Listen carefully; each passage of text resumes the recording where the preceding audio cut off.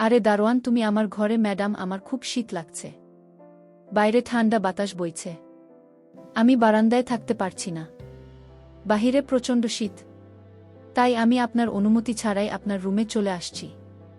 আমি দারোয়ানকে বললাম, তাহলে এখন তুমি কোথায় থাকবে? আমার রুমে তো কোনো খালি জায়গা নেই। ম্যাডাম, আপনি আমার প্রতি একটু দয়া করুন। আমি মাটিতে বস্ত্র বিছিয়ে ঘুমিয়ে পড়ব। আমি দারোয়ানের কথায় থাকতে থাকতে দিলাম। তারপর রাত যখন গভীর হয়ে গেল, তখন হঠাৎ দেখলাম দারোয়ান নিচের বিছানা ছেড়ে আমার খাটে শুয়ে পড়েছে। আমি তাকে বললাম, তোমার সাহস তো কম না, তুমি আমার খাটে? আমার বাড়িতে একজন দারোয়ান ছিল যাকে আমি অনেক বিশ্বাস করতাম। একদিন সে আমাকে বলল, ম্যাডাম, বাইরে খুব ঠান্ডা লাগছে, আমি একটু আপনার রুমে থাকতে পারি? আমি ভাবলাম, বাইরের সত্যিই ঠান্ডা হবে, তাই তাকে আমার রুমে ঘুমাতে অনুমতি দিলাম। কিন্তু পরের দিন তার আচরণে কিছু অস্বাভাবিক লক্ষ্য করলাম। আমি ঘুমের মধ্যে অনুভব করলাম যে কিছু আমার বাড়িতে একজন দারোয়ান ছিল, যাকে আমি অনেক বিশ্বাস করতাম। একদিন সে আমাকে বলল, ম্যাডাম, বাইরে খুব ঠান্ডা লাগছে, আমি একটু আপনার রুমে থাকতে পারি? আমি ভাবলাম, বাইরের সত্যিই ঠান্ডা হবে, তাই তাকে আমার রুমে ঘুমাতে অনুমতি দিলাম। কিন্তু পরের দিন তার আচরণে কিছু অস্বাভাবিক লক্ষ্য করলাম। আমি ঘুমের মধ্যে অনুভব করলাম যে কিছু একটা ঠিক হচ্ছে না। তার আচরণ আমাকে অস্বস্তিকর করে তুলেছিল। আমি তাকে জিজ্ঞেস করলাম, তোমাকে আমার রুমে থাকতে দিয়েছি বলে তুমি কি করছো? দারোয়ান বলল, ম্যাডাম, আমি অনেক দিন ধরে উপোস, আমি আর পারছি না। এই কথাটা বললে দারোয়ান আমার সাথে জোর করে। আমার কলিজার বন্ধুরা, মূল ভিডিওটি শুরু করার আগে তোমাদের কাছে একটা রিকোয়েস্ট। তোমরা যদি আমার চ্যানেল এ নতুন হয়ে থাকো তাহলে আমার চ্যানেলটিকে সাবস্ক্রাইব করে পাশে থাকবেন। তাহলে চলো এবার মূল ঘটনাটি শুরু করি। আমার নাম জয়া। দেখতে সুন্দর ছিলাম। 7 বছর আগে আমার বিয়ে হয়েছিল শাওনের সাথে। আমার স্বামী খুব ভাল ছিলেন। তিনি আমার সব কথা শুনতেন। একবার আমার স্বামী আমাদের বাড়িতে একজন ছেলেকে নিয়ে এলেন। তিনি বললেন, এই ছেলে অসহায়, তার কোনো আত্মীয় স্বজন নেই, সে আমাদের বাড়িতে কম বেতনে কাজ করতে রাজি, শুধু খাওয়া এবং থাকার জায়গা দিলেই হবে। আমার স্বামী খুবই কৃপণ ছিলেন, সবসময় বিনামূল্যে চিন্তা করতেন। ছেলে দেখতে খুবই শান্ত ও নিরীহ ছিল। আমি স্বামীকে জিজ্ঞাসা করলাম, এই ছেলে তোমার কাছে কোথা থেকে এল? তিনি বললেন, আমার বন্ধুর বাড়িতে কিছু মাস কাজ করেছে, কিন্তু এখন সে বিদেশে চলে যাচ্ছে, তাই এই ছেলেটিকে আমাকে দিয়েছে। তুমি তাকে কিছু টাকা আর খাবার দেবে, আর সে তোমার জন্য সব কাজ করবে। আমি বললাম, আমাদের বাড়িতে 2টি ঘরে আছে, একটিতে আমি কাপড় সেলাই করি, আর অন্যটি আমাদের শোয়ার ঘর। তাহলেই ছেলে কোথায় থাকবে? আমার প্রশ্ন নেই। স্বামী বললেন, তুমি চিন্তা করো না, আঙ্গিনা একটি 4 পায়ে বিছিয়ে দেবে, সে সেখানেই শুয়ে থাকবে। আমি রাজি হয়ে গেলাম।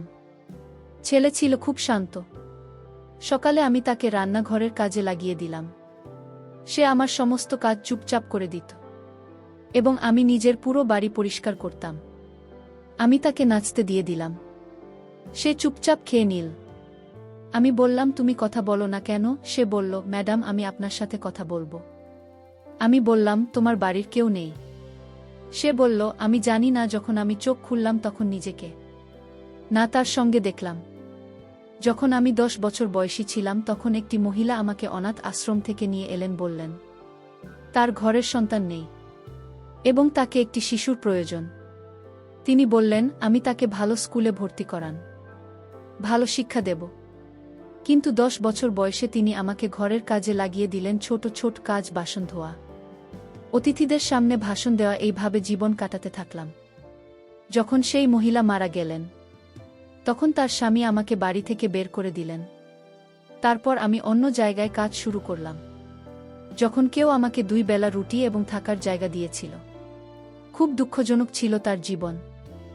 আমি তার মাথায় হাত বুলিয়ে বললাম, তুমি চিন্তা করো না, আমি তোমাকে কিছু টাকা দেব। আসলে আমার স্বামীরও তেমন বেশি ছিল না। সে বলল, ম্যাডাম, আমাকে 2 বেলা রুটি এবং থাকার জায়গা দিচ্ছেন, এটাই আমার জন্য যথেষ্ট। আমি তার জন্য অনেক সহানুভূতি অনুভব করতে শুরু করলাম, কিন্তু আমি জানতাম না যে সহানুভূতি আমাকে কত দুঃখ দিতে পারে। আমার স্বামী অন্য শহরে একটি কোম্পানিতে কাজ করতেন।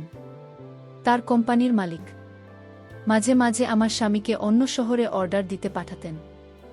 আমার স্বামী কয়েকদিন পর ফিরে আসতেন। ওই দিনগুলোতে আমি একা থাকতাম। আমার বিয়ের 7 বছর হয়ে গেছে, কিন্তু এখনও আমাদের কোনো সন্তান হয়নি। আমি ভাবলাম, যদি আমি কোনো অনাথ শিশুর সাথে ভালো ব্যবহার করি তাহলে হয়তো ঈশ্বর আমাকে সন্তান দেবেন। সম্ভবত আমি এটা ভুলই করেছিলাম। আমার স্বামী কাজের জন্য অন্য শহরে গিয়েছিলেন। আমি একা ছিলাম এবং ছেলে বাড়িতে ছিল। আমি প্রথমবার তাকে এভাবে দেখলাম যখন আমি রান্নাঘরে আটা মেখেছিলাম। সে রান্নাঘরে এসে দাঁড়াল। আমি রান্নাঘরে না তা ছাড়া কাজ করছিলাম, কিন্তু আমি জানতাম না যে ছেলের চোখে এমন আকর্ষণ থাকতে পারে। আমি যখন আটা মেখে দুপাটি নিয়ে রান্নাঘর থেকে বের হলাম, তখন আমি অনুভব করলাম যে যেন কেউ আমার পিছু পিছু আসছে। আমি দ্রুত ঘুরে দেখলাম সেই ছেলে আমার দিকে তাকিয়ে আছে। সে কখনো আমার মুখের দিকে তাকাচ্ছে, কখনো আমার দিকে। সে ধোঁয়ার অছিলায় দাঁড়িয়েছিল। আমি প্রথমে ভীত হয়ে গিয়েছিলাম। পরে আমি রান্নাঘরের দরজার সামনে ঝোলানো না তা নিয়ে আমার মাথা থেকে ফেললাম। আমি একটা খেয়ে একটি পাত্রে রাখলাম এবং ফ্রিজে রেখে দিলাম। তারপর আমি রান্নাঘর থেকে বের হয়ে নিজের কক্ষে চলে আসলাম। আমি ভাবছিলাম কেন সেই ছেলে আমাকে এভাবে দেখছিল, কিন্তু পরে আমি ভাবলাম হয়তো এটা আমার কল্পনা। কিন্তু এই বয়সের ছেলে এমন করতে পারে না। তাই আমি বিষয়টিকে গুরুত্ব দিলাম না। তার পরিস্থিতি শুনে আমি তার প্রতি সহানুভূতি অনুভব করছিলাম। কিছুক্ষণ পরে আমি ঘর থেকে বের হয়ে দেখলাম সে বাড়ি পরিষ্কার পরিচ্ছন্নতা করছে। আমি বারান্দায় বসে তাকে দেখছিলাম। সেই কাজের প্রতি সতর্ক ছিল, কোনো রকম নেতিবাচক দৃষ্টিভঙ্গি ছিল না। আমি ভাবলাম হয়তো আমি তার সম্পর্কে ভুল ধারণা করছি। রাতে খাওয়ার পর সে বলল, ম্যাডাম, বাইরে খুব ঠান্ডা। যদি আপনি খারাপ না মনে করেন আমি আপনার রুমে ঘুমাবো। সে কথা সত্যি ছিল। শীতের মৌসুম শুরু হয়ে গেছে এবং বাইরের ঠান্ডা ছিল। আমি বললাম, তুমি আমার রুমে ঘুমাবে কোথায়? আমার রুম কোনো ফাঁকা ঘর নয়, একটি কাপড় সেলাইয়ের জন্য রাখা। সেখানে অনেক কিছু পড়ে আছে। কাপড় সেলাইয়ের যন্ত্র আছে এবং ঘরটা ছোট। তুমি যদি সেখানে আমার জিনিসগুলো জায়গা থেকে সরিয়ে ফেলবে এবং আমি আবার খুঁজে পাব। সে বলল, আপনিই না মনে করলে আমি আপনার রুমে ঘুমাব? আমি হঠাৎ করে বিস্মিত হয়ে গেলাম।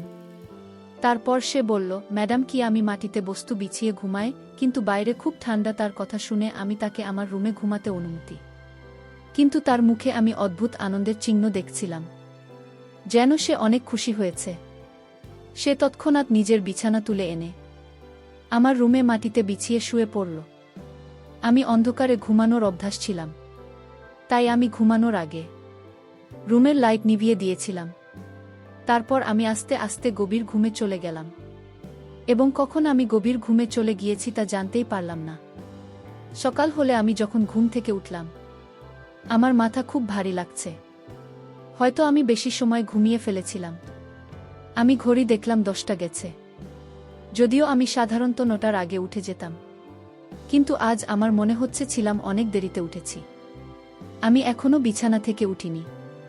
তখন আমি শুনলাম ওয়াশরুম থেকে পানি পড়ার শব্দ আসছে। আমি বিছানা থেকে নেমে দেখি ছেলেটি উঠে গেছে এবং আমার ওয়াশরুমে ঢুকে পড়েছে।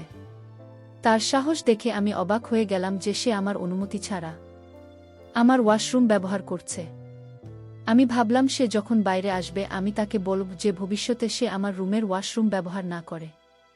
যখন সে ওয়াশরুম থেকে বের হলো, আমি দেখলাম সে গোসল করে বের হয়েছে। তার মুখে এক ধরনের অদ্ভুত হাসি ছিল। আমি অনুভব করলাম আমার চুল এলোমেলো হয়ে আছে, যদিও আমি ঘুমানোর সময় আমার চুল ঠিক করে বেঁধে রেখেছিলাম। আমি তৎক্ষণাৎ আমার চুলের বন্ধন সেরে নিলাম।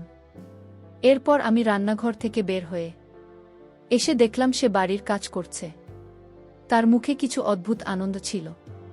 আমি কৌতূহলী হয়ে ভাবলাম কেন তার মুখে এমন হাসি? হয়তো আমি তার প্রতি ভুল বুঝেছি।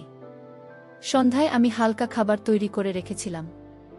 আমি গরম খাবার নিয়ে এসে দেখলাম সে মেঝেতে বসে আছে এবং অপেক্ষা করছে। আমি খাবার তার সামনে রেখে দিলাম এবং সে ধীরে ধীরে খেতে লাগল। তার চোখের কোণায় আমি আবারও সেই অদ্ভুত দৃষ্টি দেখলাম। আমি বুঝতে পারছিলাম কিছু একটা অস্বাভাবিক হচ্ছে, কিন্তু ঠিক কি ঘটছে তা বুঝতে পারছিলাম না। রাতে আমি বিছানায় শুয়ে চিন্তা করতে থাকলাম। আমার মনে হচ্ছিল তার প্রতি আমার অতিরিক্ত সহানুভূতি তার আচরণের কারণ হতে পারে। আমি ঠিক করতে পারছিলাম না কিভাবে এই পরিস্থিতির মোকাবিলা করব। কিছু সময় পর আমি ঘুমানোর প্রস্তুতি নিলাম এবং আলো নিভিয়ে দিলাম। রাতের অন্ধকারে আমি হঠাৎ অনুভব করলাম ঠিক কিছু একটা ভুল হচ্ছে। আমি চোখ মেলে তাকালাম এবং দেখলাম ছেলেটি ঘরের মধ্যে হেঁটে বেড়াচ্ছে। আমি অস্বস্তি বোধ করলাম এবং ধীরে ধীরে উঠে বসে পড়লাম। আমার মনে হচ্ছিল কিছু একটা ঠিক হচ্ছে না। আমি তাকে প্রশ্ন করলাম, তুমি এখানে কি করছো? সে আমার দিকে তাকিয়ে বলল, ম্যাডাম, আমি জানি না। আমি শুধু আপনাকে দেখার চেষ্টা করছি। আমি আপনার প্রতি খুব কৃতজ্ঞ। আপনি আমাকে এত সুযোগ দিয়েছেন। আমি তার কথা শুনে কিছুটা অবাক হলাম। তার বক্তব্য শুনে মনে হচ্ছিল সে আসলে তার নিজের ভিতরের অনুভূতি কথা প্রকাশ করতে পারছি না। আমি তাকে শান্ত করার চেষ্টা করে বললাম, তুমি যদি কোনো সমস্যা অনুভব করো তাহলে আমাকে জানাও, আমি তোমাকে সাহায্য করতে চাই। কিন্তু সে মাথা নিচু করে বলল, না ম্যাডাম, আমি কোনো সমস্যা নেই। আমি শুধু আপনাকে দেখছি। আমি আর কিছু বললাম না এবং ঘুমানোর চেষ্টা করলাম। পরের দিন সকালে আমি ঘুম থেকে উঠে দেখি সে আগের মতোই শান্তভাবে বাড়ির কাজ করছে। তার মুখে অদ্ভুত হাসি আজ আর দেখা যাচ্ছিল না। আমি নিশ্চিত ছিলাম সে আমাকে কিছু না বলে নিজের অনুভূতি বোঝা হালকা করার চেষ্টা করছে, তবে তার সেই আচরণ আমাকে বুঝিয়ে দিন মাঝে মাঝে আমাদের সহানুভূতি সীমা ছাড়িয়ে যায় এবং কিভাবে সঠিকভাবে অনুভূতি প্রকাশ করা উচিত তা আমাদের শিখতে হবে। আমি নিজেও এই পরিস্থিতি থেকে শিক্ষা নিয়েছি যে কিভাবে নিজের অনুভূতি এবং অন্যের অনুভূতির প্রতি সঠিকভাবে মনোযোগ দিতে হয়। এইভাবে দিনগুলো চলে গেল। ছেলেটি ঘরের কাজ দক্ষতার সাথে চালিয়ে গেল এবং আমি তার প্রতি আরও সচেতন হয়ে উঠলাম। আমি শিখলাম কখনো কখনো আমাদের সহানুভূতি সীমানা চিহ্নিত করা দরকার, যাতে পরিস্থিতি আরও জটিল না হয়। এই গল্প থেকে শিক্ষা হলো যে জীবন কখনো কখনো আমাদের এমন পরিস্থিতির সামনে ফেলে দেয় যেখানে আমাদের সমস্ত বিশ্বাস ও মূল্যবোধের পরীক্ষা নিতে হয়। একজন নারী হিসাবে আমাদের সবসময় আমাদের সীমারেখাগুলো জানা উচিত এবং কখনো এমন কিছু করা উচিত নয় যা আমাদের জন্য পরবর্তীতে সমস্যার কারণ হয়ে দাঁড়াতে পারে।